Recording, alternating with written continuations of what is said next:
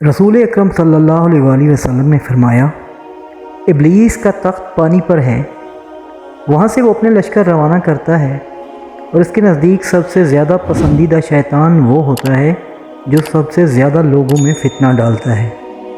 इसके लश्कर में से एक आकर कहता है कि मैंने ऐसा ऐसा किया है। वो इब्लीस कहता है तुमने कुछ भी नहीं किया। फिर इनमें से एक और आकर कहता है कि मैंने एक मियाँ बीवी के दरमियान झगड़ा करवा दिया है। वो इसको अपने करीब करके कहता है, हाँ तुमने बहुत अच्छा काम किया है, और इसको गले लगा लेता है।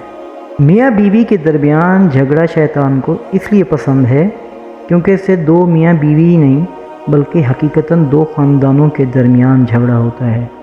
इसलिए ऐसी सूरत में मियाँ बीवी को अऊज़ु बिल्लाहि मिनश शैतानिर रजीम पढ़ना चाहिए।